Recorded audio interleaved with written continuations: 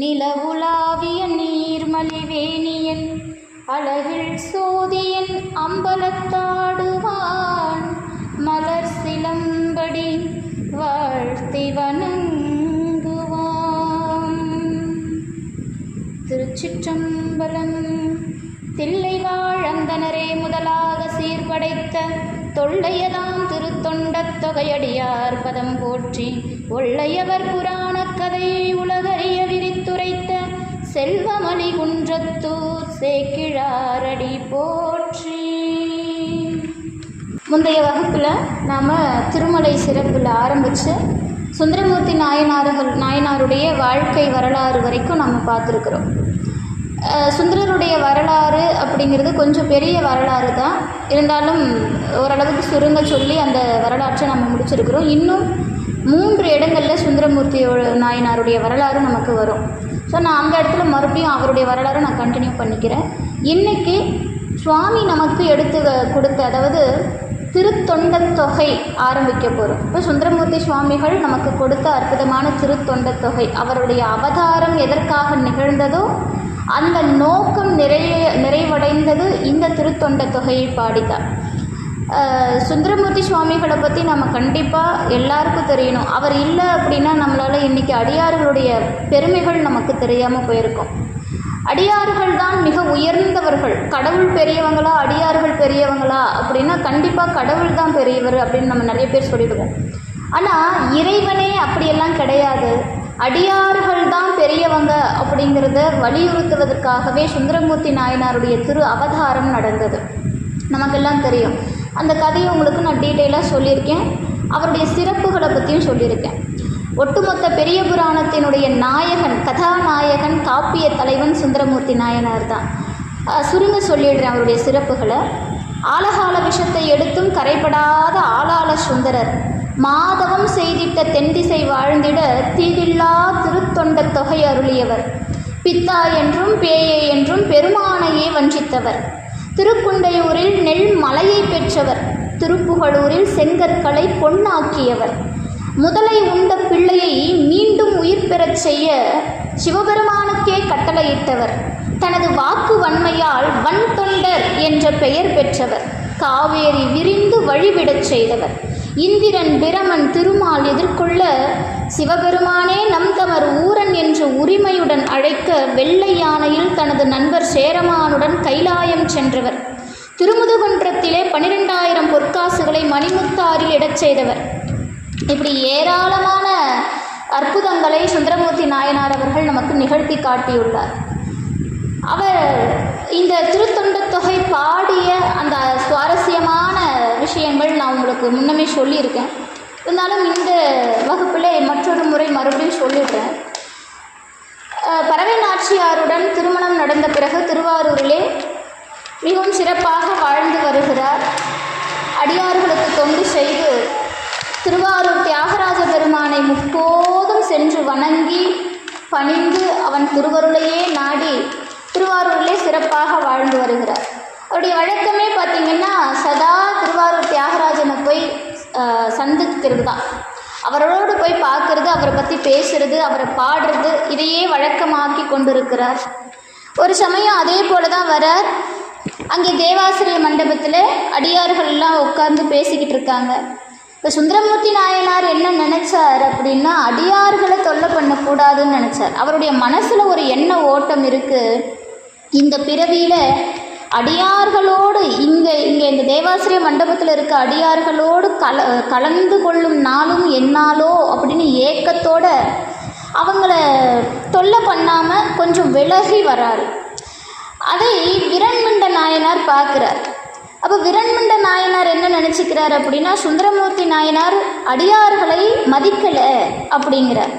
அப்போ அடியார்களை வணங்காமல் ஆண்டவனை தரிசித்தால் பயன் இல்லை என்பதுதான் இந்த திருவிளையாடலின் ஒரு அற்புதமான நியதி. இப்போ விரண்மிண்ட நாயனார் என்ன சொல்கிறார், சுவாமி, நான் சுருக்கமாக சொல்லிடுறேன், நான் ஏன்னா போன வகுப்பில் நான் எடுத்துட்டேங்கிறதுக்காக தான் சுருக்கமாக சொல்லி முடிச்சிடுறேன். இப்போ சுவாமி என்ன பண்ணுறார், நேராக போய் சுவாமியை தரிசனம் பண்ணுறார். சுந்தரமூர்த்தி நாயனார் நேராக போய் அங்கே திருவாரூர் தியாகராஜ பெருமான வழிபாடு செய்கிறார். இப்போ விரண்மிண்ட நாயனார் அங்கே இருக்கிற அடியார்கள் கிட்ட கேட்குறார், யார் இவர் அப்படின்னா, அவங்க சொல்கிறாங்க, சிவபெருமானே எம் தோழர் என்று சொன்னவர், சிவபெருமானே வலிய வந்து ஆட்கொண்டவர், சிவபெருமானையே இவர் பித்தா என்றும் பேயே என்றும் வஞ்சித்து பாடியிருக்கிறார், சிவபெருமானுக்கு ரொம்ப நெருக்கமான ஆளுங்க சாமிங்கிறாங்க. சரி, யாராவனா இருக்கட்டும், அடியார்களை மதிக்காத ஒருத்தர் எப்படி சிவபெருமானுக்கு அடியாராக இருக்க முடியும்? அதனால் அவங்கள சைவத்திலிருந்தே விலக்கி வைங்க அப்படின்றார் விரண்மண்ட நாயனார். இப்போ அங்கே இருக்கக்கூடிய திருக்கூட்டத்தில் இருக்கக்கூடிய அடியார்கள் சொல்கிறாங்க, சுவாமி அப்படியெல்லாம் செய்ய முடியாது, சுந்தரமூர்த்தி நாயனாருக்கு சிவபெருமானுடைய சப்போர்ட் அதிகமுங்க, அதனால் நம்மளால் அதை செய்ய முடியாது அப்படின்னு சொல்லும்போது விரண்மண்ட நாயனார் சொல்கிறார், அப்படியா, அப்போ சிவபெருமானையே சைவத்திலிருந்து ஒதுக்குங்கிறார். அப்போ இந்த ஒரு நிமித்தம் நமக்கு எதை சொல்லுது? இப்படி விரண்மண்ட நாயனார் சொல்கிறதுக்கு காரணம் என்ன? அடியார் ஒருவர் சிவபெருமானையே சைவத்திலிருந்து விலக்கி வைங்க அப்படிங்கிற உரிமையை யார் கொடுத்தது அவருக்கு அப்படின்னா சிவபெருமான் தான் கொடுக்குறார். சிவபெருமான் அடியார்களுக்கு தான் அருள் புரிவார். தம்முடைய அடியார்கள் தான் சிவபெருமானுக்கு மிக உயர்ந்தவர்கள். அதனால தான் தம்முடைய சாயா ரூபத்தை இந்த பூமிக்கு ஒரு நிமித்தமாக அனுப்பி வைக்கிறார். காரணத்தை உற்பத்திப்படுத்தி, அவர் காரணத்தை பயன்படுத்தி அனுப்பி வைக்கிறார். சுந்தரருடைய இந்த அவதார நோக்கமே எப்படி நடந்தது அப்படிங்கிறத நான் உங்களுக்கு சொல்லியிருக்கேன். இப்போ சிவபெருமானுடைய திருவுள்ளம், அவருடைய திருவருள், அந்த கைலாய மலையிலிருந்து அவர் இந்த பூமிக்கு வந்து அடியார்களுடைய வரலாறை பேசுவதற்காக, பாடுவதற்காகவே ஒரு அவதாரம் நடத்தி காட்டியிருக்கிறார் சிவபெருமான்னா. அப்போ அடியார்களுடைய பெருமைகள் எப்படின்னு பாருங்கள். அவை பிராட்டியார் சொல்வது போல, தொண்டர்தம் பெருமை சொல்லவும் பெரிதோன்ற மாதிரி அடியார்களுடைய பெருமையை அவ்வளவு எளிதாக சொல்லி முடித்து விட முடியாது. இந்த நூலுக்கே பார்த்திங்கன்னா பெரிய புராணம்னு நம்ம பிற்காலத்தில் பேர் வச்சுக்கிட்டோம். ஆனால் இதை சேக்கிழார் பெருமான் நமக்கு கொடுக்கும்போது திருத்தொண்டர் புராணம் அப்படின்னு தான் கொடுக்குறார். இதை பெரிய புராணம் ஆக்கி அவர் கொடுக்கல, திருத்தொண்டர் புராணம் அப்படின்னு தான் நமக்கு கொடுக்குறார். பிற்காலத்தில் இது பெரிய விஷயத்த சொல்லியிருக்கு அப்படிங்கிறத உணர்ந்து நாம் என்ன பண்ணோம் அப்படின்னா பெரிய புராணம் அப்படின்னு வச்சுக்கிட்டோம். இப்போ இது அந்த இடத்துல தான் நம்ம திருத்தொண்ட தொகை உருவாகிறதுக்கு இடமா இருக்குது. திருவாரூரில் தேவாசிரிய மண்டபம் தான் இது ஒரு முக்கியமான இடத்த கொண்டு வருது. ஒரு டேர்னிங் பாயிண்ட் அப்படின்னு சொல்லுவோம் இல்லையா, அதுதான் இது. அப்போது இங்கே விரண்மண்ட நாயனார் சிவபெருமானையே சைவத்திலிருந்து ஒதுக்குங்க அப்படின்னு சொல்லவே சிவபெருமான் பார்க்குறார், சுந்தரரை கேட்குறார். இது ஒரு கற்பனை. ஏன்பா நீ வரும்போது அவங்கள பார்த்து ஒரு கும்பிடு போட்டு வந்திருந்தேன்னா எனக்கு இந்த நிலைமை வந்திருக்குமா? இப்போ பாருங்க, என்னையே சைவத்திலேருந்து ஒதுக்குன்றான். நீ என்ன பண்ணு, அவங்க மனசு குளிர்ற மாதிரி அவங்கள பாடிடுப்பா அப்படிங்கிறார் சிவபெருமான். அப்போது சைவத்திலேருந்து சிவபெருமானை ஒதுக்க முடியுமா அப்படின்னா கொஞ்சம் விஷயம் நம்ம யோசிக்கணும். மணிவாசக பெருமான் சைவா போற்றி அப்படின்னு சிவபெருமானை பாடுறார். சைவா போற்றிங்கிறார். இப்போ சைவம் அப்படின்னாலே சைவன் அப்படின்னா யார்? சிவபெருமான் தான். சைவம் அப்படின்னா நாம் சைவம்னாலே உணவு சம்மந்தப்பட்ட விஷயத்த போயிடுறோம். ஆனால் சைவம் அப்படிங்கிறது சிவபெருமானுடைய அடியார்கள் இருக்கும் இடத்தையும் சிவபெருமானையுமே குறிக்கக்கூடிய வார்த்தை அப்படிங்கிறது நாம் இங்கே உணர்ந்துக்கணும். இப்போ சைவா போற்றுங்கிறார். அப்படிப்பட்ட சைவனையே சைவத்திலேருந்து ஒதுக்குங்கன்னு ஒரு அடியார் ஆணையிடுறாருன்னா இதுபோல் ஒரு சிறப்பான சமயம் வேறு எங்கேயாவது இருக்கா? எந்த அடியார் திருக்கூட்டத்துக்காகவாவது இறைவன் முழு தன்னையே ஒதுக்கும் அளவிற்கு உரிமை கொடுத்துருப்பானா அப்படின்னா கேள்விக்குறிதான். ஆனால் நம்முடைய சிவபெருமான் நமக்காக அத்துணை செய்தார். நமக்காக அவ்வளவு இறங்கி வரார். இவர் எந்த அளவுக்கு நமக்காக இறங்கி வந்த தெய்வம், இவர் எவ்வளவு பெரிய தெய்வம் அப்படிங்கிறது தில்லைவாழ் அந்தணர் புராணத்தில் நாம் பார்க்கலாம். இது எல்லாரும் நாம் பார்க்கும்போது சிவபெருமான் முதல் அடி எடுத்து கொடுத்தார். ரொம்ப சின்ன புராணமாக பார்ப்பாங்க. தில்லைவாழ் அந்தணர் யார் அப்படின்னா, தில்லைவாழ் அந்தணருடைய புராணம் பார்த்திங்கன்னா அவங்க பூஜை பண்ணுவாங்க, நித்திய பூஜை பண்ணுவாங்க, வேதம் படித்தவங்க, நற்குணங்கள் படைத்தவங்க, இதோடு நிறுத்திடுவாங்க. ஆனால் தில்லைவாழ் அந்தணர் புராணத்தில் சேக்கிழார் பெருமான் பல தகவல்களை ரெண்டு இடத்துல ரெண்டு வார்த்தையில் வச்சார். அதை தான் நாம் இன்றைக்கி விரிவாக பார்க்க போகிறோம். இப்போது இந்த தில்லைவாழ் அந்தணர் புராணம் அங்கே தான், இங்கே நம்ம சிவபெருமான் தான் எடுத்து கொடுக்குறார். இவரை பாட சொல்கிறார். நம்ம சுந்தரமூர்த்தி நாயனார் சிவபெருமான் பாட சொல்கிறார். சுந்தரர் கேட்குறார், நான் ரொம்ப பதட்டமாக இருக்கேன் சாமி, நான் எப்படி பாடுறது, எனக்கு வழக்கம் போல் ஸ்டார்டிங் ட்ரபிள், நீங்கள் என்ன பண்ணுங்கள், முதல் அடி எடுத்து கொடுத்துருங்க. அப்போ சிவபெருமான் என்ன பண்ணுறாரம்மா, ஒரு இதெல்லாம் நான் விளையாட்டுக்காக சொல்கிறது, சிவபெருமான் முதல் அடி எடுத்து கொடுக்குறார். அவர் சிவபெருமான் நினச்சிருந்தா எத்தனையோ நாயன்மார்கள் இருந்தாங்க, ரொம்பவும் மனதிற்கு நெருக்கமான நாயன்மார்கள்லாம் இருக்காங்க. இந்த சைவத்திற்காக, இந்த சைவத்தை வளர்த்த நாயன்மார்கள், சைவத்திற்காக எத்தனையோ விஷயங்கள் செய்த நாயன்மார்கள் எவ்வளவோ பேர் இருக்காங்க. ஆனால் எல்லாருக்கும் முன்னாடி தில்லைவாழ் அந்தனர்த்தம் அடியார்க்கும் அடியேன் அப்படின்னு முதல் அடி எடுத்து வைக்கிறார் சிவபெருமான். சரி, இந்த முதல் அடி பாருங்க, அன்னைக்கு என்னால் பாட முடியல அப்படின்னு சுந்தரமூர்த்தி நாயனார் நிற்கும்போது திருவெண்ணைநல்லூரில் பித்தா அப்படின்னு எடுத்து கொடுக்குறார். நீ என்னை பித்தா பேயேன்னு திட்டினேல்ல சாமி, நீ அதுலேயே என்னை பாடிடுப்பா, எனக்கு அந்த வார்த்தை தான் ரொம்ப பிடிச்சிருக்கு அப்படின்னு சொல்லி பித்தான்னு எடுத்து கொடுக்குறார். இவரும் பாடுறார், பித்தா பிறை சூடி பெருமானை அருளாளன், இவரும் பாடுறார். ஆனால் இங்கே தில்லைவாழ் அந்தனர்த்தம் அடியார்க்கும் அடியேன் அப்படின்னு ஒரு வரி எடுத்து கொடுக்குறாருங்க சிவபெருமான். தன்னை பற்றி பாடு அப்படின்னு சொல்லும்போது ஒரே ஒரு வார்த்தை பித்தா அப்படின்னு பாடுன்னு சொல்லிட்டார். ஆனால் தம்முடைய அடியார்களை பற்றி பாடு அப்படின்னு சொல்லும்போது ஒரு வரியை எடுத்து கொடுக்குறாருங்க. அதுதான் இறைவன் அடியார்கள் மீது கொண்ட கருணை, அன்பு, அந்த நமக்கு காட்டுற கனிவு எல்லாமே அதுதான். அப்போ இது என்ன அர்த்தம் அப்படின்னா, இந்த தில்லைவாழ் அந்தனர்த்தம் அடியார்க்கும் அடியேன்ல இது நமக்கு நம்பி ஆரூரர், அதாவது சுந்தரமூர்த்தி நாயனார் கொடுத்தது, சிவபெருமான் எடுத்து கொடுக்க சுந்தரமூர்த்தி நாயனார் பாடியது. இதை வகையாக கொண்டு நம்பியாண்டார் நம்பி சொல்கிறார், செப்பத்தகுப்புகழ் தில்லை பகுதியில் செழுமறையோர் ஒப்ப புவனங்கள் மூன்றினும் உம்பரின் ஊர் எரித்த அப்பர்க்கு அமுத திருநடற்கு அத்திப்பிறை அணிந்த துப்பர்க்கு உரிமை தொழில் புரிவோர் தமை சொல்லுதுமே அப்படின்னு திருத்தொண்டர் திருவந்தாதி பாடி முடிக்கிறார் நம்பியாண்டார் நம்பி. இது தில்லைவாழ் அந்தனருக்கு பாடிய வகை, நம்பியாண்டார் நம்பி பாடினது.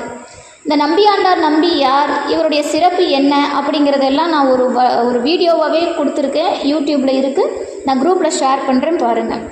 அப்போ இந்த வகையை வச்சுக்கிட்டு நம்முடைய சேக்கிழார் பெருமான் அதை விரித்து கூறுகிறார். அதுதான் தில்லைவாழ் அந்தனர் புராணம். இப்போ முதல் விஷயம் நாம் இங்கே தான் நிற்கிறோம்.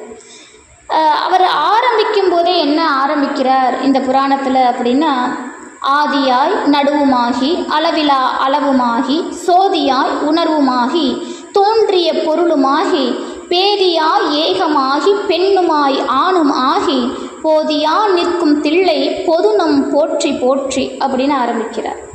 அடுத்த வரி பாருங்க, கற்பனை கடந்த ஜோதி கருணையே உருவமாகி அற்புத கோலம் நீடி அருமறை சிரத்தின் மேலாம் சிற்பர வியோமமாகும் திருச்சிற்றம்பலத்துள் நின்று பொற்புடன் நடம் செய்கின்ற பூங்கழல்கள் போற்றி போற்றி என்று தில்லையில் இருக்கக்கூடிய நடராஜ பெருமானை போற்றி வணங்கி இந்த புராணத்தை ஆரம்பிக்கிறாருங்க.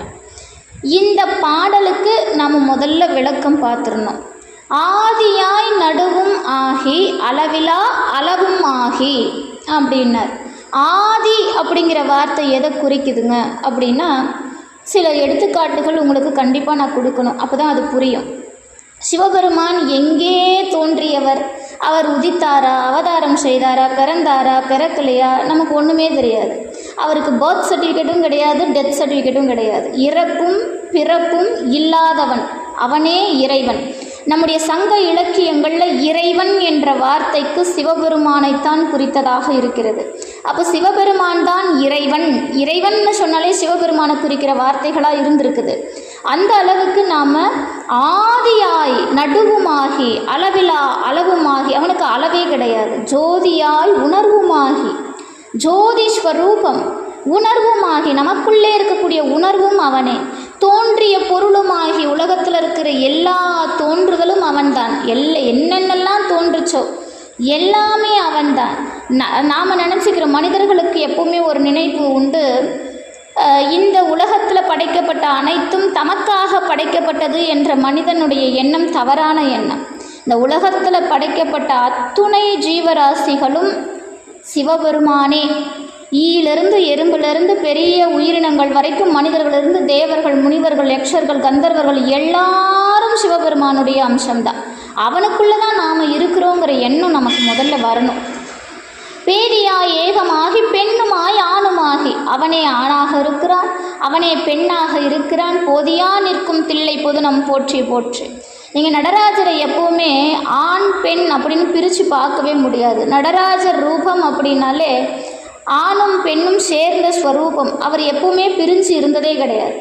ஆணுமாய் பெண்ணுமாகி நின்றவர் அவர். அடுத்த வரியில் வைக்கிறார், கற்பனை கடந்த ஜோதி கருணையே உருவமாகினார். இந்த ஒரு வரிக்கு தாங்க அந்த கற்பனை கடந்த ஜோதி. ஒரு விஷயத்த நம்முடைய மனசில் கற்பனை பண்ணலாம் இல்லையா? நமக்கு அந்த திறமை இருக்குது.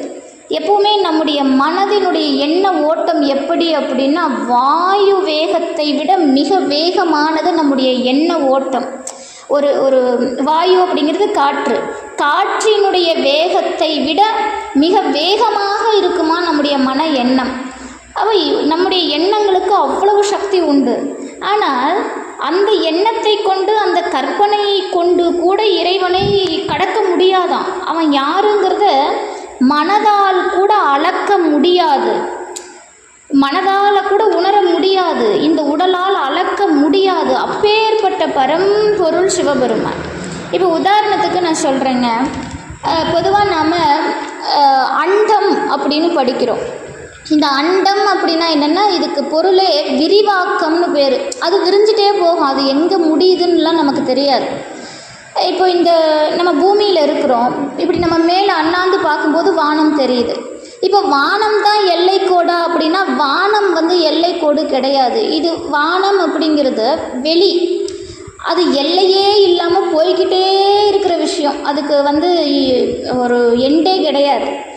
இப்போ நட்சத்திரம், நம்ம வானத்தில் என்னென்னலாம் பார்க்குறோம், நட்சத்திரம் பார்க்குறோம், நிலவு பார்க்குறோம், சூரியன் பார்க்குறோம், நம்ம கண்ணுக்கு தெரிஞ்சது அதுதான்.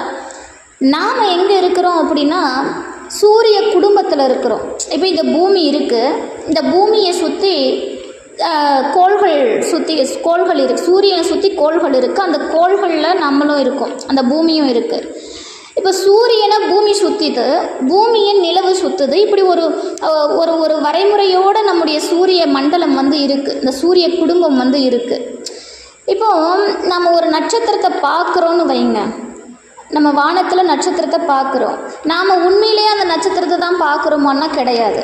அந்த நட்சத்திரம் அங்கே இருக்கலாம், இல்லாமலேயும் போகலாம். ஏன் அப்படின்னா, நட்சத்திரம் அப்படிங்கிறது சூரியனை விட மிக மிக மிக மிக பெரிய அளவிலான ஒன்று. அது எந்த அளவுக்கு தூரமாக இருந்தால் நம்ம கண்ணுக்கு இத்தினோண்டு குட்டியோண்டு தெரியும் அந்த நட்சத்திரம்னு பாருங்கள். சூரியனை போல பல்லாயிரக்கணக்கான சூரிய குடும்பம் இந்த வானவெளியில் இருக்குது. சூரியனே ஒரு நட்சத்திரம் தான். முதல்ல சூரியனே ஒரு நட்சத்திரம். இந்த சூரியனும் எரிந்து சாம்பலாகக்கூடிய, அதாவது எரிந்து கருந்துகளாகக்கூடிய காலமும் உண்டு. சூரியனுக்கும் வயது கணக்கிடுறாங்க. இத்தனை வருஷத்தில் இந்த சூரியனுடைய வயது ஆயுட்காலம் முடியும் அப்படின்னு அறிவியலாளர்கள் கணக்கிட்டு சொல்கிறாங்க. பூமிக்கு ஒரு ஆயுட்காலம் கணக்கிட்டு சொல்கிறாங்க.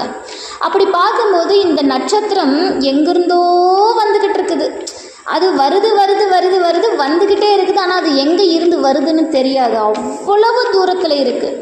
இதை ஒளி ஆண்டுகள் அப்படின்னு கணக்கிடுவாங்க. கொஞ்சம் ஃபிசிக்ஸ் கிளாஸ் மாதிரியே இருக்கும், கொஞ்சம் அட்ஜஸ்ட் பண்ணிக்கோங்க, நான் புரிய வச்சிடுறேன். ஒளி ஆண்டுகளால் தான் இதை கணக்கிடுவாங்க. அது எப்படி அப்படின்னா, அதாவது சூரிய குடும்பம் மாதிரி பல்லாயிரக்கணக்கான சூரிய குடும்பம் இருக்குது. ஒரு வினாடிக்கு 3 லட்சம் கிலோமீட்டர் அப்படிங்கிறது ஒளி ஆண்டுகள் நம்ம கணக்கிடுறது. ஒரு வினாடிக்கு 3 லட்சம் கிலோமீட்டர். ஒரு ஒளி ஆண்டு அப்படின்னா இதுதான். ஒரு வினாடிக்கே 3 லட்சம் கிலோமீட்டர்னா ஒரு மணி நேரத்துக்கு எவ்வளவு, ஒரு நாளைக்கு எவ்வளவு, ஒரு வருஷத்துக்கு எவ்வளவுன்னு கணக்கிட்டுக்கோங்க. அப்போ ஒரு வருஷத்துக்கு எத்தனை கிலோமீட்டர் தொலைவு இருக்கும். அதுபோல் சூரியன்கிட்ட இருந்து பக்கத்தில் இன்னொரு குடும்பம் இருக்குது, அதுவும் சூரிய குடும்பம் மாதிரி தான். அதுக்கு பேர் ஆல்ஃபா சென்டாரின்னு பேர். அந்த குடும்பத்துக்கு 4.5 ஒளி வருஷம்னு சொல்கிறாங்க. அப்போ இது எதுக்காக, இதை நான் ஏன் சொல்கிறேன் அப்படின்னா, நமக்கு பூமியே பெருசு, பூமியை விட மற்ற கிரகங்கள் பெருசு, கோள்கள் பெருசு, அந்த கோள்களை விட சூரியன் பெருசு. இந்த சூரியனை விட இன்னும் இருக்கிற ஏராளமான சூரிய குடும்பங்கள் பெருசு. இப்படி பிரம்மாண்டத்திலும் மிக பிரம்மாண்டமாக விரிந்து கிடப்பது இந்த வான்வெளி. இப்படி ஆயிரக்கணக்கான சூரிய குடும்பம் சேர்ந்து ஒரு பால்வீதி மண்டலம் அப்படின்னு சொல்லுவோம், கேலக்ஸி அப்படின்னு சொல்கிறோம். இந்த கேலக்ஸி மாதிரி 10,000க்கும் மேற்பட்ட கேலக்ஸி இருக்குங்க. இப்போ நான் இவ்வளோ விஷயம் சொன்னேன் இல்லைங்களா, இது மொத்தமாக ஒரு அண்டம்னு வைங்க. இது போல் இந்த பால்வீதி போல் 10,000க்கும் மேற்பட்ட பால்வீதி இருக்குது அப்படின்னா அது எவ்வளவு பெருசுன்னு பாருங்கள். இப்போ விண்மீன்கள், கோடிக்கணக்கான கோள்கள், நாம் நினச்சிக்கிறது 9 கோள்கள் தான் இருக்குது அப்படின்னு. இது சூரியனை சுற்றி வர கோள். சூரியனை மாதிரி பல லட்ச பல கோடி சூரியன் இருக்குது, அதையெல்லாம் சுற்றிக்கிட்டு வர கோள்கள் இருக்குது. இப்படி பிரம்மாண்டத்திலும் வெகு பிரம்மாண்டமாக விரிந்திருக்கக்கூடியது இந்த மண்டலம், இந்த வான்வெளி, பால்வீதி மண்டலம், நெபுலாக்கள், கருந்துகள்கள், இன்னும் எண்ணற்றவை இந்த பிரபஞ்சத்தில் அடங்கியிருக்கு. கற்பனை கூட செய்ய முடியாதது இந்த பிரபஞ்சம். நான் இவ்வளோ விஷயம் ஏன் சொல்கிறேன் அப்படின்னா, கற்பனை கடந்த ஜோதி அப்படின்னு சிவபெருமான சேக்கிழார் பெருமான் பாடியிருக்கிறார். அதன் காரணமாக இந்த கற்பனை அப்படிங்கிறது ஏன் அவர் பயன்படுத்தினாருங்கிறதுக்காக நான் இதை சொல்கிறேன். அப்போ இந்த பிரபஞ்சம் நம்முடைய கற்பனைக்கு எட்ட கூட எட்டாதுங்க, இவ்வளோ பெருசு இந்த பிரபஞ்சம். இந்த பிரபஞ்சம் எப்படி உருவாச்சு அப்படின்னு அறிவியலாளர்கள் சொல்கிறாங்க அப்படின்னா, பிக் பேங் தியரின்றாங்க. பெரும் வெடிப்பு கிட்டத்தட்ட 13.7 15 பில்லியன் ஆண்டுகளுக்கு முன்னாடி இந்த பிக் பேங் நடக்குது. அதாவது பெரும் வெடிப்பு ஒன்று ஏற்படுது. அந்த வெடிப்பின் மூலமாக நிறைய கோள்கள், இந்த பூமி, கோள்கள், இந்த அண்டம் முழுவதும் அப்படி தான் நெபுலாக்கள், கருந்துகள்கள் இப்படியெல்லாம் உருவாச்சு அப்படின்னு அறிவியலாளர்கள் சொல்கிறாங்க. இப்போ இதுதான் அறிவியல் கண்டுபிடிச்ச இடம். இப்போ இந்த இடத்துல நின்றுடுது அறிவியல். சரிங்க, இப்போ ஆன்மீகவாதிகள் கேட்பாங்கல்ல, இப்போது ஒரு ஒரு ஒரு வெடிப்பு ஒன்று உருவாச்சு, அந்த வெடிப்புக்கு பிறகு இந்த பிரபஞ்சம் உருவாச்சுன்னு அறிவியல் சொல்லுது. ஆன்மீக சிந்தனை இருக்கிறவங்க கேட்குறாங்க, அப்போது அந்த வெடிப்புக்கு முன்னாடி என்ன இருந்தது? ஒரு விஷயம் இருந்தால் தானங்க அது ஒரு வெடிப்பாக, ஒரு பெருவெடிப்பு நிகழும். அப்போது அந்த பெருவெடிப்பு பிக் பேங் அப்படின்னு சொல்கிற அந்த பெருவெடிப்பு நிகழ்கிறதுக்கு முன்னாடி என்ன இருந்தது அப்படிங்கிறது ஆன்மீகத்தினுடைய கேள்வி. ஆனால் இன்னைக்கு வரைக்கும் அதுக்கு அறிவியலால் பதில் சொல்ல முடியல. எத்தனையோ விஞ்ஞானம், எத்தனையோ மனிதன் கண்டுபிடித்த அத்தனை எல்லை கோடு வரைக்கும் அவன் கண்டுபிடிச்ச அத்தனை அறிவியலுடைய எல்லைக்கும் போன பிறகு கூட இந்த உலகம் எப்படி உருவாச்சு அப்படிங்கிறத கண்டுபிடிக்க முடியல. இந்த உலகம் உருவாகிறதுக்கு முன்னாடி என்ன இருந்ததுன்னு கண்டுபிடிக்க முடியல. ஆனால் நம்முடைய நாயன்மார்கள் அதை சொல்கிறாங்க. இப்போ விஞ்ஞானிகள் அண்டத்தினுடைய அளவு 101 கோடின்னு சொல்கிறாரு எட்வின் ஹப்பிள் அப்படிங்கிறவர் 1920. இந்த 101 கோடி அண்டம் இருக்குது. இப்போ நம்ம சொன்னோம் இல்லையா, ஒரு பூமி, சூரிய குடும்பம், இந்த சூரிய குடும்பம் போல் பால்வீதி மண்டலம், இந்த பால்வீதி மண்டலங்கள்லாம் சேர்ந்து ஒரு கேலக்ஸி. அதுபோல் 101 கோடி அப்படின்னு சொல்கிறார் எட்வின் ஹப்பிள். இதை கண்டுபிடிக்கிறாரு 1920. ஆனால் மணிவாசக பெருமான் எத்தனையோ 1000 வருடங்களுக்கு முன்பே சொல்கிறார், அண்டப்பகுதி அப்படின்னு அவர் திருவாசகத்தில் ஒரு பதிகம் வைக்கிறார். திருவண்ட பகுதி. அண்டப்பகுதியின் உண்டை பிறக்க மலப்பெரும் தன்மை வளப்பெரும் காட்சி ஒன்றனுக்கொன்று நின்று பகரின் 101 கோடியின் மேற்பட விரிந்தன அப்படின்னார். 101 கோடியின் மேற்பட விரிந்தன. 101 கோடிக்கும் மேலே போய்கிட்டே இருக்குது. அப்போ இந்த வெளி அப்படிங்கிறது விரிஞ்சு போய்கிட்டே இருக்குன்னு சொல்கிறார். ஆனால் அறிவியலாளர்கள் என்ன சொன்னாங்க, 101 கோடி இருக்குங்க அப்படிங்கிறாங்க. ஆனால் மணிவாசக பெருமான் 101 கோடியின் மேற்பட விரிந்தன, அதுக்கு மேலேயும் போய்கிட்டே இருக்குதியா இந்த உலகம், எங்கே போகுதுன்னு தெரியாதுங்கிறார். அப்போ இது ஒரு பக்கம். அப்போ இவ்வளோ பெரிய பிரபஞ்சத்தை உங்கள் கண்ணு முன்னாடி முதல்ல நிறுத்திக்கோங்க. இப்போ நான் அதாவது இந்த பிரபஞ்சம் அப்படின்னா என்ன அப்படிங்கிறதுக்கு ஒரு சயின்டிஃபிக்கான விஷயத்தை நான் உங்களுக்கு சொன்னேன். இதை ஒரு பக்கம் நிறுத்திக்கோங்க. இன்னொரு பக்கம் சிவபெருமானை நிறுத்திக்கோங்க. இப்போ நான் இவ்வளோ விஷயம் சொன்னேன் இல்லைங்களா, இத்தனையும் ஒரு பக்கம் நிறுத்திட்டு சிவபெருமானை இதுக்கு ஈக்குவலாக நிறுத்த முடியுமா அப்படின்னா மணிவாசக பெருமான் முடியாதுங்கிறார். இவ்வளோ பெரிய பிரபஞ்சம் சிவபெருமானுக்கு எப்படி தெரியுங்களா? இப்போ காலையில் நாம் எழுந்ததுமே நம்முடைய வீட்டு ஜன்னலை திறப்போம். அந்த ஜன்னல் வழியாக ஒரு மாசு துகள்கள் வரும். நீங்கள் பார்த்துருப்பீங்க, அந்த ஒளி கதிர்கள் மாதிரி அப்படி ஸ்ட்ரெயிட்டாக அந்த மாசு துகள்கள் வர மாதிரி இருக்கும். அந்த காலை நேரத்தில் ஜன்னல் திறக்கும்போது நீங்கள் அதை ஃபீல் பண்ணியிருப்பீங்க. அந்த மாசு துகள்கள் கண்ணுக்கே சரியாக தெரியாதுங்க. அப்படியாமா இந்த ஒட்டுமொத்த பிரபஞ்சமும் சிவபெருமானுக்கு. அப்போ சிவபெருமான் முதல்ல யாருன்னு நம்ம மனசில் பதிய வைங்க. ஏதோ சிவபெருமான்னா லிங்க ரூபம் போய் பார்க்குறோம், கும்பிட்றோம், வழிபாடு செய்கிறோம். அவருக்கு ரொம்ப அபிஷேகம் தான் ரொம்ப பிடிக்குமா, பால் வாங்கிட்டு போய் கொடுக்கணுமா பிரதோஷத்துக்கு. இது எல்லாமே புற வழிபாடு. இதனாலெல்லாம் இறைவனை அடைய முடியாது. இப்போ சிவம் அப்படிங்கிறது எவ்வளோ பெருசுங்கிறத முதல்ல நாம் தெரிஞ்சுக்கணும். அதுக்கு அழகாக நமக்கு திருவாசகம் சொன்னது, ஒன்றனுக்கொன்று நின்றலில் பகரின் 101 கோடியின் மேற்பர விரிந்தனன்னு மணிவாசக பெருமான் பாடிட்டார். அப்படி இவ்வளோ பெரிய சிவபெருமான் நமக்காக எப்படியெல்லாம் இறங்கி வந்து அருள் செய்தான் அப்படிங்கிறத தெளிவுபடுத்துறது தான் பெரிய புராணம். வேறு ஒன்றுமே கிடையாது. இவ்வளோ பெரிய இடத்துல இருக்கக்கூடிய இறைவன் எத்தனையோ கற்பனைகள் நம்ம எல்லாம் கற்பனை பண்ணி அவனை தொடவே முடியாது. நம்மளை விட அதிகமாக அவனை கற்பனை பண்ணி எத்தனை அருளாளர்கள் அவனை கற்பனை பண்ணியும் இன்னும் அவனை முழுசாக பாட முடியல. நீங்கள் அருளாளர்களுடைய பாடல்கள் எல்லாமே எடுத்துக்கிட்டிங்கன்னா கூட அவனுடைய உண்மை ஸ்வரூபம் என்னங்கிறத தெளிவாக யாருமே பாடலை. அவன் யாருங்கிறது முழுசாக எங்களுக்கு தெரியலன்னு தான் பாடுவாங்களே தவிர சிவபெருமானை நாங்கள் முழுசாக தெரிஞ்சுக்கிட்டோன்னு பாடின ஒருத்தரும் இன்னும் இந்த பூமியில் பிறக்கலை. அப்பேற்பட்ட இறைவன் நமக்காக ரொம்ப எளிமையாக நமக்கு வந்து நம்ம பக்கத்து நம்ம வீட்டு கதவை தட்டுற அளவுக்கு அந்த இறைவன் இறங்கி வரான் அப்படின்னா அந்த செய்தியை சொல்கிறது தாங்க பெரிய புராணம்.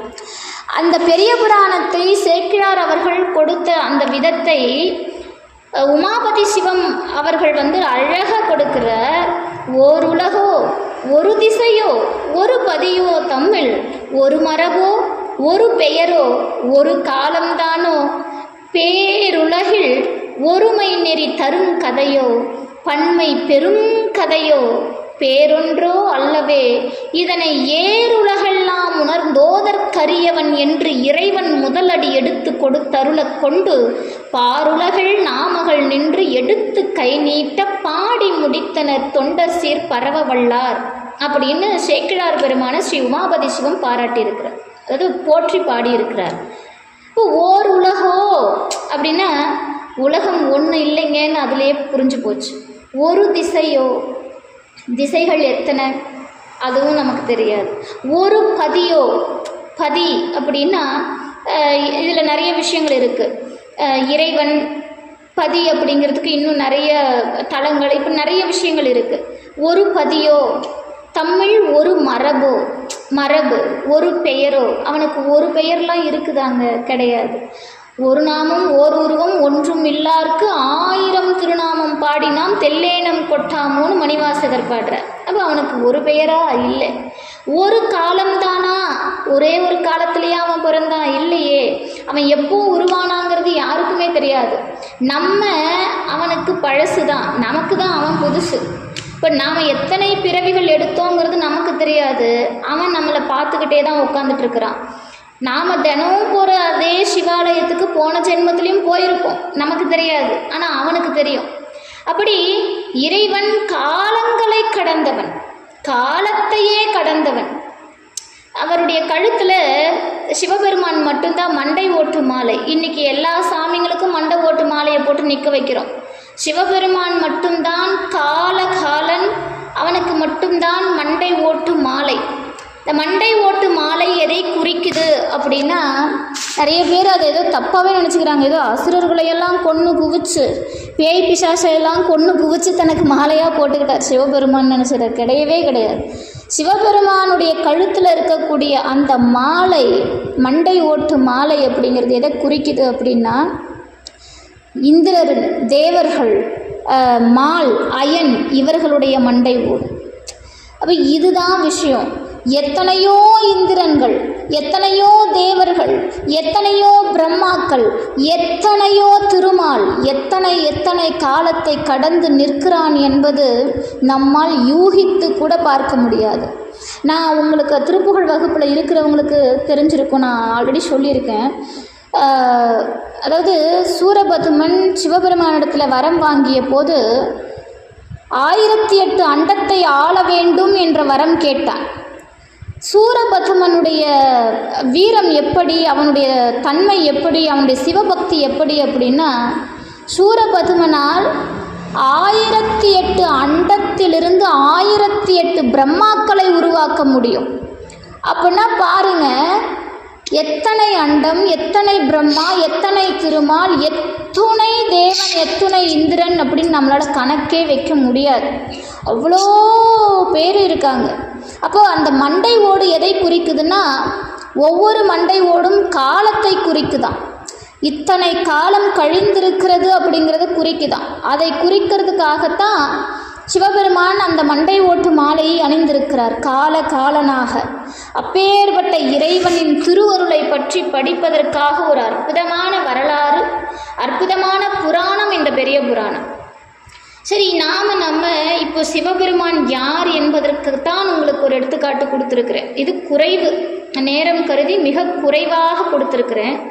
இப்படிப்பட்ட சிவபெருமான் முதல் அடி எடுத்து கொடுக்குறார். தில்லைவாழ் அந்தனர்த்தம் அடியார்க்கும் அடியேன் அப்படின்னு. அப்போ இந்த தில்லையினுடைய பெருமை என்னன்னு நான் சொல்லியிருக்கேன், முன்னாடியே அதில் சொல்லிட்டேன். நடராஜ பெருமான், நடராஜரை யாராலையும் அவ்வளவு சீக்கிரம் நெருங்க முடியாது. நீங்கள் கோயிலுக்கு போகலாம், சிவ பூஜை பண்ணலாம், எல்லாம் பண்ணலாம். ஆனால் நடராஜ பெருமானை வழிபாடு செய்யணும் அப்படின்னா பற்பல பிறவிகள், அதற்கான புண்ணிய பலன்களை சேர்த்து வைத்து கொண்டு நாம் பிறக்கணும். சாதாரணமாக இந்த பிறவியில் பிறந்துட்டேன், எனக்கு நடராஜர் பூஜை பண்ணணும்லாம் நம்ம போயிட முடியாது. பற்பல பிறவிகள் எடுத்து வந்து பூஜை பண்ணணும் அவனை அடையிறதுக்கு. எத்தனை பிறவி தாகமோ இந்த பிறவியில் சிவ பூஜை கிடைச்சிது. அதனால் இந்த தில்லையில் நடராஜ பெருமான் எப்படி இருக்கிறார் அப்படிங்கிறத பாடல் அழகாக நமக்கு சேக்கிழார் பெருமான் பாடியிருக்கிறார். சரி, இங்கே இந்த நடராஜர் எப்படி வந்தார், இந்த நடராஜர் வந்தது, அதே போல் அந்த அந்தணர்கள் எப்படி வந்தாங்க, இதுதான் நமக்கு கேள்வி. இன்னைக்கும் தில்லை நடராஜ பெருமான் கோவிலில் 3000 தீட்சிதர்கள் தான் அவரை வழிபாடு செய்வாங்க. தில்லை அப்படிங்கிறது தீட்சிதர்களுக்கே உரித்தானது. இது கேஸ்லாம் நடந்திருக்கு. நான் திருப்புகழ் வகுப்பு சொல்லும்போது ஆரம்பிக்கும் போதே நான் இதை பற்றி உங்களுக்கு நான் சொல்லியிருக்கேன். திருப்புகழ் நமக்கு கிடைச்சதே தில்லை நடராஜர் பெருமானுடைய அந்த கோர்ட்டு கேஸ், அதாவது அந்த கேஸ் வந்து கோர்ட்டுக்கு போய் அங்கே வந்து வாதாடுறாங்க. திருப்புகழ்லேருந்து ஒரு பாட்டை எடுத்து கொடுத்து இந்த பாட்டை வச்சு தான் அந்த இடத்தையே ப்ரூஃப் பண்ணுறாங்க. அப்போ இவ்வளோ விஷயம் நடக்குது தில்லை நடராஜர் கோவிலில். ஆனாலும் இன்னைக்கு வரைக்கும் தீட்சிதர்கள் தான் அதை அப்படி உயர்த்தி வழிபாடு செய்கிறாங்க. என்ன காரணம் அப்படின்னா, ஒரு சமயம் வைகுண்டத்தில் நாராயணர் சதா இறைவனை தியானம் பண்ணுவார். யார்? சிவபெருமான. நாராயணர் எந்நேரம் சிவபெருமானை தியானித்து கொண்டிருக்கக்கூடியவர். தம்முடைய மனசில் எப்பவுமே சிவபெருமானையே அர்ச்சித்து கொண்டிருக்கக்கூடியவர். நான் நிறைய இடங்களில் சொல்லியிருக்கேன், உலகிலேயே சிவபெருமானுக்கு முதல் சிவனடியார்னா அது நாராயணர் தான். அவரை மாதிரி சிவபக்தி வேற யாராலையும் காட்ட முடியாதுங்க. சிவபெருமானை தம் நெஞ்சில் சுமந்தவர் நாராயணர். நம்ம திருவாரூர் தியாகராஜ பெருமான் எப்படி வந்தார் அப்படிங்கிறத நான் உங்களுக்கு மனுநீதி சோழ சக்கரவர்த்தியினுடைய வரலாறு சொல்லும்போது சொல்லியிருக்கேன். அப்படி தம்முடைய நெஞ்சில் சுமக்கக்கூடியவர் நாராயணர் சிவபெருமான சதா அவருடைய நினைவோடு தான் இருப்பார். அப்போ ஒரு முறை என்ன பண்ணுறார், அவருடைய நடன காட்சியை பார்த்துக்கிட்டு இருக்கிறார், கண்டு கழிச்சிட்டு இருக்கிறார். அப்படியே அவருடைய நடன காட்சியை தம்முடைய கற்பனையில் தம்முடைய நெஞ்சில் சுமந்து பார்த்துக்கிட்டு இருக்கிறார். அதோட விளைவாக அமுதவள்ளி சுந்தரவள்ளி அப்படின்னு, அதாவது 2 கண்ணீர் துளிகள் வருது. அந்த 2 கண்ணீர் துளிகள் தான் அமுதவள்ளி சுந்தரவள்ளி. அவங்க 12 காலம் தவம் செய்து முருகப்பெருமானை அடைகிறார்கள். அதில் அமுதவள்ளி சுந்தரவள்ளிங்கிறவங்க, அமுதவள்ளி தேவயானையும் சுந்தரவள்ளி வள்ளியாகவும் நம்ம அவதாரம் செய்து திருமணம் நடக்கிறது. இதெல்லாம் நம்ம திருப்புகழ் வகுப்பில் பார்ப்போம். அதே போல் ஒரு முறை என்ன நடக்குது அப்படின்னா, நாராயணர் இறைவனை அவருடைய ஆனந்த தாண்டவத்தை மனசில் நினச்சி அப்படி சந்தோஷமாக பார்த்துக்கிட்டு இருக்கிறார். அவருடைய அந்த முகம், அந்த தாமரை போன்ற நாராயணருடைய அந்த திருமுகம் சிவபெருமானுடைய அந்த ஆனந்த தாண்டவம், அந்த நடராஜ பெருமானுடைய தாண்டவத்தை கண்டு கழித்து அப்படி ஒரு பேரன்போடு சயனிச்சிட்டு இருக்கிறார். அப்போ ஆதிசேஷனுக்கு ஒரு வகையான மாற்றம் வருது. ஏன்னா வைகுண்டத்தில் பார்க்கடலில் நாராயணரை சதா தாங்கி கொண்டிருப்பவர் யார் அப்படின்னா ஆதிசேஷன், அந்த பாம்பு படுக்கையிலேயே ஆதிசேஷன். இந்த ஆதிசேஷனுக்கு ஒரு மாதிரி பாரம் அதிகமாகுது. எப்பவும் போல் இல்லாமல் நாராயணர் எப்பவும் போல் இல்லாமல் கொஞ்சம் கனமாக இருக்கிறாரு. தம்மால் தாங்க முடியல, ரொம்ப அதிக கனம் கூடிக்கிட்டே இருக்குது. அப்போ இதை பற்றி கொஞ்சம் தயக்கத்தோடு நான் பெருமாள்கிட்ட ஆதிசேஷன் கேட்குறார், சுவாமி என்னன்னு தெரியல, இவ்வளவு காலங்களாக நான் உங்களை சுமந்து கொண்டிருக்கிறேன், ஆனால் எப்போதும் இல்லாத மாற்றம் திடீரென்று தங்களுடைய பாரம் எனக்கு அதிகமாக தெரிகிறதே அப்படின்னு ஆதிசேஷன் கேட்குறார். நாராயணர் உடனே, நடராஜ பெருமானுடைய ஆனந்த தாண்டவத்தை நான் கண்டுகளித்து கொண்டிருந்தேன், அவர் என் இதயத்தில் எழுந்தருளினார், அதனால் உமக்கு பாரம் அதிகமாக தெரிஞ்சிருக்கும் அப்படின்னு சொல்கிறார். இதை கேட்ட உடனே ஆதிசேஷனுக்கு நடராஜ பெருமானுடைய ஆனந்த தாண்டவத்தை காண வேண்டும் அப்படின்னு ஒரு பெரிய ஆசை வந்துருச்சு. இப்போ தம்முடைய ஆசையை நாராயணர்கிட்ட கேட்குறார், சுவாமி நீங்கள் மட்டும் கண்டுகளித்த அந்த ஆனந்த தாண்டவத்தை நானும் காண வேண்டும்ங்கிற. அப்போ நாராயணர் சொல்கிறார், அது அவ்வளவு எளிதாக நடக்கக்கூடிய விஷயம் அல்ல, பற்பல காலம் தவம் செய்ய வேண்டும், தவத்தினாலே சிவத்தை அடையலாம். அதனால் நீ என்ன பண்ணு, ஏற்கனவே வியாக்கிரபாதர் அப்படிங்கிற முனிவர் தில்லை நடராஜர், அதாவது தில்லையில் இன்னைக்கு நாம் சிதம்பரம் அப்படின்னு சொல்கிற ஊருக்கு பேர் தான் தில்லை அப்படிங்கிறது பெயர். அப்போ தில்லைக்கு அங்கே ஏற்கனவே வியாக்கிரபாதர் அப்படிங்கிற புலிக்கால் முனிவர் தவம் செய்து கொண்டிருக்கிறார். நடராஜ பெருமானுடைய தாண்டவத்தை காணவே அவரும் தவம் செய்கிறார். நீயும் சென்று அவரோடு தவம் செய்து அந்த ஆனந்த தாண்டவத்தை கண்டுகளிப்பாயாக அப்படின்னு சுவாமி சொல்கிறார். இப்போ ஆதிசேஷன் வைகுண்டத்திலிருந்து வரார், பதஞ்சலி முனிவராக வருகிறார். இந்த பதஞ்சலி முனிவர் வந்து வியாக்கிரபாத முனிவரோடு சேர்ந்து பல காலம் அவர் தவம் செய்து நடராஜ பெருமானுடைய அந்த ஆனந்த தாண்டவத்தை கழிக்க தவம் செய்து கொண்டே இருக்கிறார். ஒரு நாள் இறைவனுடைய திருவுள்ளம் கனிந்தது. அவரும் ஆசை கொள்கிறார், தம்முடைய அடியார்களுக்கு வியாக்கிரபாதருக்கும் பதஞ்சலி முனிவருக்கும் நடன காட்சி கொடுக்க வேண்டும் என்று இறைவன் திருவுள்ளம் கொண்டார். அப்போது இவர்களுக்கு காட்சி கொடுக்கறதுக்காக கைலாயத்திலிருந்து புறப்பட்டு வரார். இவர்களுக்கு காட்சி கொடுத்த நாள் தான் தை மாதம் பூச நட்சத்திரம் வியாழக்கிழமை. தைப்பூசம் அன்னைக்கு தான் வியாக்கிரபாதர் முனிவருக்கும் பதஞ்சலி முனிவருக்கும் சுவாமி தன்னுடைய நடன காட்சியை தில்லையிலே அருளியது. இப்போ இவர் எப்படி வரார் அப்படிங்கிறத நம்ம பார்க்கணும். கைலாயத்தில் சிவபெருமான் புறப்படுறார் இவங்களுக்கு தன்னுடைய ஆனந்த தாண்டவத்தை காட்டுறதுக்கு. அப்படி புறப்படும் போது இந்த பூதகணங்கள் சுவாமி நாங்களும் வரோம் அப்படிங்கிறார். அவரும் வராங்க. அடுத்து 78,000 முனிவர்களும் அவரோடு சேர்ந்தே வருகிறார்கள். இப்படி 78,000 முனிவர்களும் பூதகணங்களும் சேர்ந்து இந்த நடன காட்சியை காண கைலாயத்திலிருந்து பூமிக்கு வந்தது. இந்த நடன காட்சியெல்லாம் முடிந்தது, நடன தரிசனம் முடிந்தது. இதில் இந்த 78,000 முனிவர்களில் 3,000 முனிவர்கள் சிவபெருமானிடத்திலேயே தீட்சை பெற்றவர்கள்.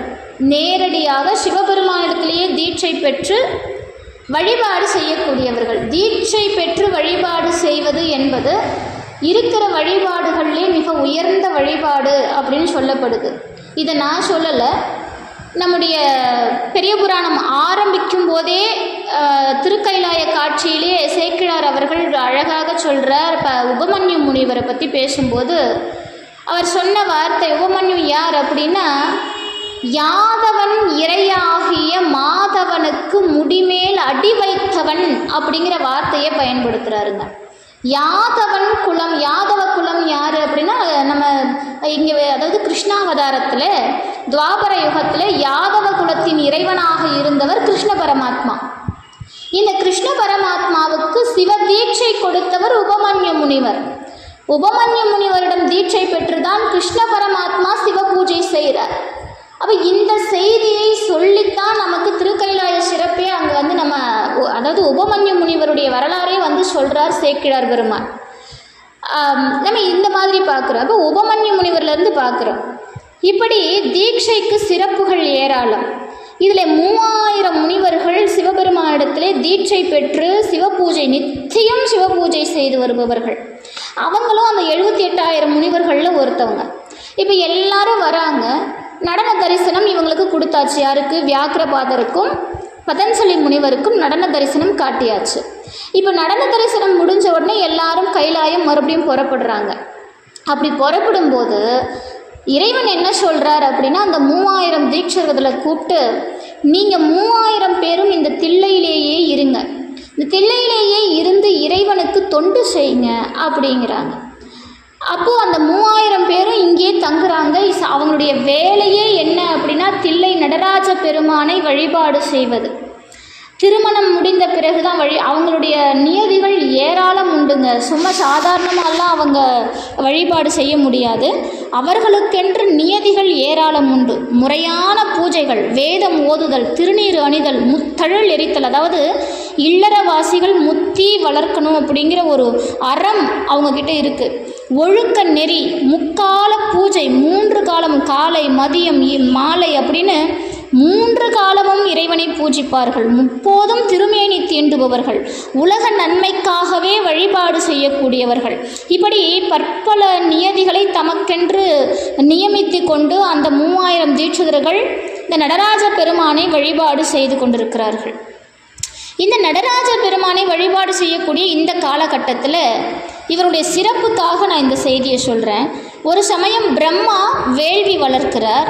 அந்த வேள்வியிலே கலந்து கொள்ள எல்லா முனிவர்களையும் அழைக்கிறார். ரிஷிகள், முனிவர்கள், யக்ஷர்கள் எல்லாரையும் அந்த வேள்வியில், ஏன்னா பிரம்மாவினுடைய வேள்வி எப்படி இருக்குன்னு பாருங்கள். பிரம்மா ஒரு யாகம் வளர்த்தா அது எப்படி இருக்கும்? ஏன்னா பிரம்மாவிற்கு பெயர் என்ன அப்படின்னா மறை கிழவோன் அப்படின்னு பெயர். மறைன்னா வேதம், வேத கிழவோன் அப்படின்னு பிரம்மாவுக்கு பேர் உண்டு. அப்படிப்பட்ட பிரம்மா ஒரு வேள்வி வளர்க்கிறார் அப்படின்னா அது எவ்வளோ பெரிய யாகமாக இருக்கும். அப்படிப்பட்ட யாகத்திற்கு செல்வதே வந்து பெரிய விஷயம் இல்லையா? ஒரு அழைப்பு வர்றதே வந்து, இப்போ ஒரு பெரிய இடத்துலேருந்து நமக்கு ஒரு இன்விடேஷன் வருது, ஒரு அழைப்பு வருது அப்படின்னா நாம் அதை ரிஜெக்ட் பண்ணவே மாட்டோம். ஆளாக போய் நின்றுடுவோம். ஏன்னா இப்போ வந்த அழைப்பு பெரிய இடத்துலேருந்து வந்திருக்குது. நமக்கு எத்தனை வேலை இருந்தாலும் அதை தூக்கி போட்டு போய் நின்றுடுவோம். ஆனால் இந்த 3000 தீட்சிதர்கள் என்ன பண்ணாங்க அப்படின்னா, அவங்க போக மாட்டேன்னு சொல்லிட்டாங்க. எங்களால் வர முடியாது. ஏன், என்ன காரணம்? நாங்கள் நித்தியமும் நடராஜ பெருமானுக்கு பூஜை பண்ணணும். தில்லை நடராஜ பெருமானுக்கு, அந்த அம்பலவாணனுக்கு 30 திருமேனி தீண்டி பூஜை பண்ணணும். அதனால் எங்களால் வேள்விக்கெல்லாம் வர முடியாதுங்கிறாங்க. இப்போ பிரம்மாவும் விடுறதா இல்லை. எப்படியோ ஒரு வகையாக பேசி அப்படி இப்படி பண்ணி அவங்கள சமாதானம் பண்ணி அழைக்கிறதுலையே இருக்கிறார்.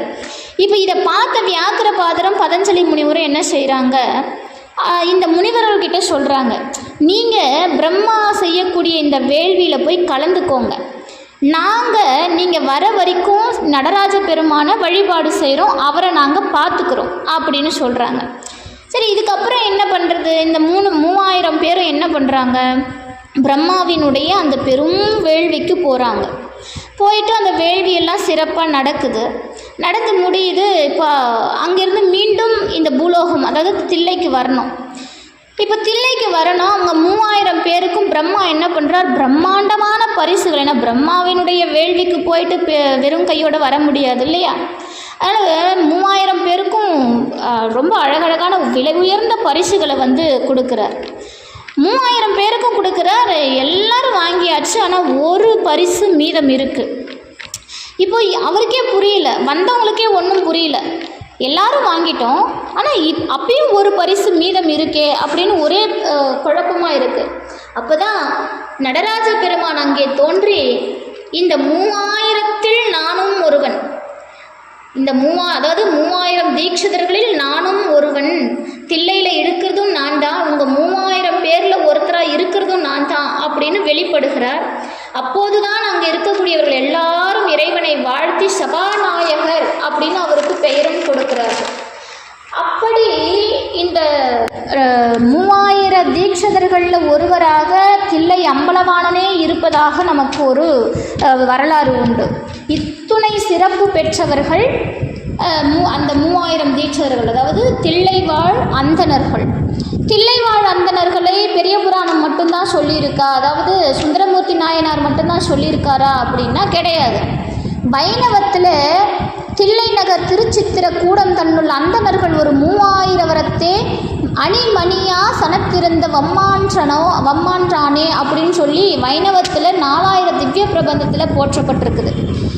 அதே போல் திருமங்கை ஆழ்வாரும் 3000 நான்மறையாளர் 4 முறையால் வணங்க அனங்காய சோதி தேவாதி தேவன் திகழ்கின்ற தில்லை திருச்சித்திர கூடம் சென்று சேர்மீன்களே அப்படின்னு திருமங்கை ஆழ்வார் 12 ஆழ்வார்களில் ஒருவரான திருமங்கை ஆழ்வார் பாடியிருக்கிறார். அருணகிரிநாதருடைய தில்லை திருப்புகழில் வேத நூன்முறை வழுவாமே தினம் வேள்வியால் எழில்புனை 3000 மேன்மை வேதியர் மிகவே பூசனை புரிகோவே அப்படின்னு திருப்புகழ் பாடியிருக்கிறார் அருணகிரியார். அப்போ இத்துணை சிறப்பு வாய்ந்தவர்கள் இந்த 3000 தில்லை தீட்சதர்கள். அதனால தான் எம்பெருமான் இந்த தில்லை தீட்சதர்களை குறிப்பிட்டு பாடும்போது தில்லைவாழ் அந்தணர்த்தம் அடியார்க்கும் அடியேன்னு முதல் வரி எடுத்து கொடுக்குறார். இது தீட்சதர்களுடைய பெருமை, தீட்சதர்களுடைய புராணம். சைவத்தில் தில்லை அப்படிங்கிறது தான் கோயிலுங்க. சைவ அடியார்களுக்கு கோயில் அப்படின்னாலே தில்லை நடராஜ பெருமான் திருச்சிற்றம்பலம், எல்லாரும் வாயில் வர்றதும் திருச்சிற்றம்பலம். ஏன் அப்படின்னா சைவர்களுக்கு கோயில்னாலே அது சிதம்பரம் தான், தில்லை தான். அதே போல் வைணவத்தில் கோவில் அப்படின்னா ஸ்ரீரங்கம், முருகப்பெருமானுக்கு கோயில் அப்படின்னா திருச்செந்தூர். இப்படி சைவத்திற்கென்று மேன்மை கோயில் அப்படின்னு சொல்லி அழைக்கப்பட்டதே சிதம்பரம் அப்படின்னு சொல்கிறாங்க. அந்த அளவுக்கு இந்த தில்லை நடராஜர் கோவில் அப்படிங்கிற சிறப்பு. அங்கே அந்தணர்களாக தீட்சிதர்களாக 3000 பேர் வாழ்ந்து இறைவனை வழிபாடு செய்து எந்நேரம் இறை வழிபாட்டிலேயே இருந்தவர்கள். சதா சர்வ காலமும் நடராஜ பெருமானை பூஜிப்பதை தவிர வேறு எந்த தொழிலையும் அவர்கள் செய்ய மாட்டார்கள். இன்றைக்கும் நீங்கள் அந்த தில்லை தீட்சிதர்கள் பார்த்திங்கன்னா அவரை வழிபாடு செய்கிறது தான் அவங்களுடைய வேலை.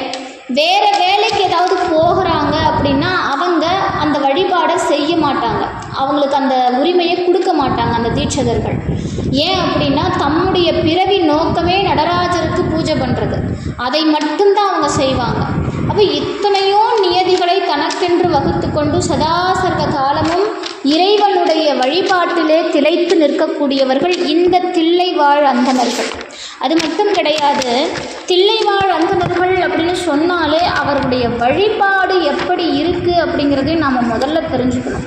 இவ்வளோ பெருமைக்குரிய தில்லை அந்தணர்கள் எத்துணை சிறப்பான வழிபாடுகளை மேற்கொண்டார்கள் அப்படிங்கிறதையும் நாம் பார்க்கணும். அதை தெய்வ சேக்கிழார் அவர்கள் நமக்கு சொல்லும்போது மிக அழகாக சொல்கிறார். அதாவது ஞானமே முதலா 4 நவையறத் தெரிந்து மிக்கார் தானமும் தவமும் வல்லார் பகுதியின் பகுதி சார்ந்தார் ஊனமே ஒன்றுமில்லார் உலகெல்லாம் புகழ்ந்து போற்றும் மானமும் பொறையும் தாங்கி மனை அறம் புரிந்து வாழ்வார் அப்படிங்கிறார் சேக்கிழார் பெருமான். அத்துணை சிறப்பு பெற்றவர்கள். இவங்களுடைய வழிபாடு எப்படி இருக்கும் அப்படின்னு நான் சொல்லிடுறேன். தில்லை அப்படிங்கிறது சிதம்பரம் நமக்கு தெரியும். அங்கே இவருடைய வழிபாட்டில் சிவனருள் அப்படிங்கிற ஒரு அருளுக்காகவே இறைவனை நாடி நிற்கக்கூடியவர்கள், இறைவனுடைய அருளுக்காகவே நாடி நிற்கக்கூடியவர்கள். பொன்னாகி மணியாகி போகமாகி புறமாகி அகமாகி புனிதமாகி மண்ணாகி மலையாகி கடலுமாகி ஆதியாகி நடுவுமாகி அளவிலா அளவுமாகி பெண்ணுமாகி ஆணுமாகி கருணை மழை பொழியும் வள்ளலுமாகி ஆனந்த தாண்டவமாடும் அந்த பெருமானின் பூங்கழல்களையே போற்றுவது இவர்களுடைய வேலை. வேறு எதுவும் வேலை கிடையாது. இதுதான் அவங்களுடைய வேலையே. தில்லைவாழ் அந்தணர்கள் அப்படிங்கிற நாமத்தை தமக்காக இறைவனிடத்திலே பெற்றவர்கள். அப்படிப்பட்ட இவர்கள் எக்காலமும் திருவெண்ணீருங்கிறது திருநீர். அவங்களுடைய நெற்றியில் திருநீர் இல்லாமல் பார்க்கவே முடியாதாம். எக்காலமும் திருவெண்ணீர் அணிந்திருப்பார்களாம். உள்ளும் புறமும் மாசற்று அகமும் முகமும் மலர தூய வடிவினராய் விளங்குபவர்கள். பக்தியினுடைய எல்லை கண்டு பக்குவத்தினுடைய நிலைமையை பெற்றவர்கள். பக்திக்கு ஒரு எல்லை இருக்குது அப்படின்னா அந்த பக்குவத்தை அடைந்தவர்களாம். அந்த பொன்னம்பலவாணனின் பாதத்தை வணங்குவதையே தமக்கு வாழ்வாக நினைத்தவர்கள். வேத சிலம்புகள் ஒலிக்க பூஜிப்பவர்கள். எல்லா உயிர்களிடத்தும் பேரன்பு கொண்டவர்கள். அன்பு அப்படிங்கிறது தாங்க சைவம், வேற ஒன்றுமே கிடையாது. எங்கே அன்பு இருக்கிறதோ அங்கே சிவம் இருக்கும். அன்பும் சிவமும் இரண்டென்பர் அறிவிலார். திருமூலர் சொல்கிறார், அன்பும் சிவமும் வேற வேறன்னு நினைக்கிறவன் அறிவில்லாதவையான்றார் திருமூலர். அன்பும் சிவமும் ஒன்றே என்கிறார் திருமூலர். அதனால் அன்பே வடிவானவர்கள், எல்லா உயிர்களிடத்தும் அன்பு காட்டுபவர்கள், அறத்தையே செல்வமாக கொண்டவர்கள், குற்றமற்ற அந்தணர் குலத்தில் தோன்றியவர்கள், தூய நெறிப்படி தலை சிறந்து ஒழுகுபவர்கள், இத்துணை திருத்தொண்டு புரிந்தவர்கள், ரிக் யஜூர் சாமம் அதர்வனம் என்ற 4 வேதங்களையும் கற்றுக்கொண்டவர்கள், கற்று உணர்ந்தவர்கள், சிக்ஷை வியாக்கரணம் சந்தஸ் நிருத்தம் ஜோதிடம் கற்பம் என்னும் 6 அங்கங்களையும் அவர்கள் படித்திருக்கிறார்கள் அப்படின்னு சொல்லுவாங்க. 6 அங்கங்களையும், மீமாம்சை நியாயம் புராணம் ஸ்மிருதி என்னும் 4 உபாயங்களையும் திரிபர, அதாவது குற்றமில்லாமல் கற்றவர்கள். ஒரு குறையும் கிடையாது அவங்க படித்ததில். வேத விதிப்படி ஆகவனியம் காருகவத்தியம் தக்கானக்னி என்னும் முத்தி வளர்ப்பவர்கள்.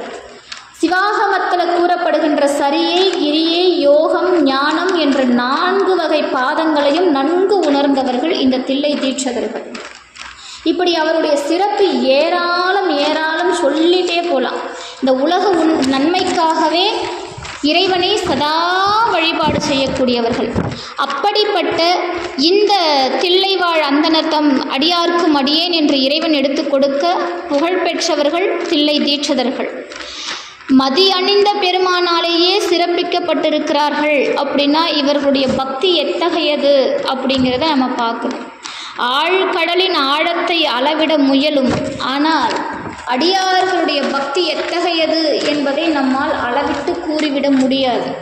அப்படிப்பட்ட உயர்ந்த பக்தி அவர்களுடையது. அதனால தான் இறைவன் தில்லைவாழ் அந்தணர்தம் அடியார்க்கும் அடியேன் என்று பெயர் எடுத்து கொடுத்து அந்த வார்த்தைகளை எடுத்து கொடுத்து ஒரு வரியே உருவாக்கி நம்முடைய சுந்தரமூர்த்தி நாயனாருக்கு கொடுத்தார். அவரும் அழகாக அந்த வரியையே பயன்படுத்தி திருத்தொண்டத் தொகை பாடி அருளினார்.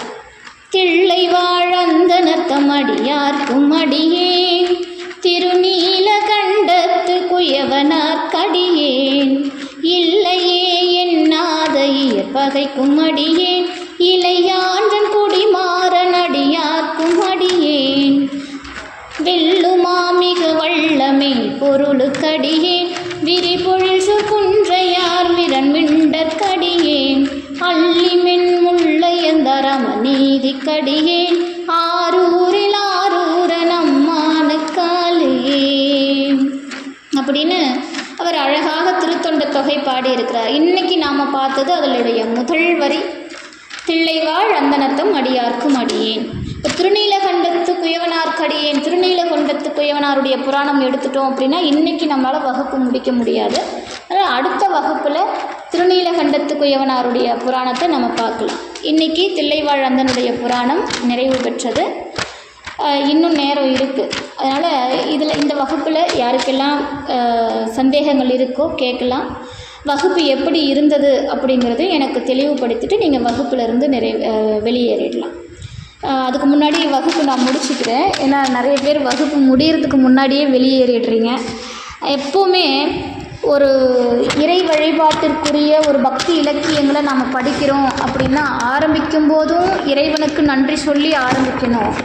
அதே போல் முடிக்கும் போதும் நிறைவு அடையும் போதும் இறைவனுக்கு நன்றி சொல்லிவிட்டு நம்ம வெளியேறணும். அதனால் பாடி முடிக்கிற வரைக்கும் காத்துக்கிட்டு இருந்து வகுப்பு எப்படி இருந்தது அப்படிங்கிறத சொல்லிவிட்டு நீங்கள் நிறைவு பண்ணிக்கலாம். வான்முகில் வளாது பெய்க மல்லிகளும் சுரக்க மன்னன் கொன்முறை அரசு செய்க குறைவிலாது உயிர்கள் வாழ்க நான்மறை அறங்கள் ஓங்க நான்மறை அறங்கள் ஓங்க நற்றகம் வேள்வி மல்க நான்மறை அறங்கள் ஓங்க நற்றகம் வேள்வி மல்க மேன்மைக்குள் சைவ நீதி விளங்குக உலகம் எல்லாம் மேன்மைக்குள் சைவ நீதி விளங்குக உலகம் எல்லாம். நம பார்வதி பதையே அரஹர மகாதேவா.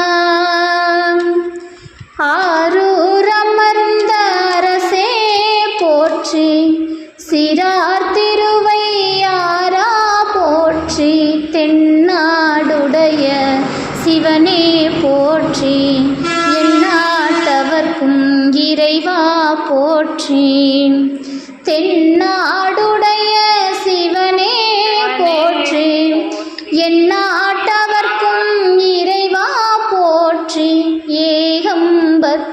ஏகம்பத்துரையின்தாய் போற்றி பாகம் பெண்ணுரு ஆனாய் போற்றி அண்ணாமலையம் அண்ணா போற்றி கண்ணாரமுத கடலே போற்றி காவாய் கனக திரளே போற்றி கையிலை மலையானே போற்றி போற்றி. திருச்சிற்றம்பலம்.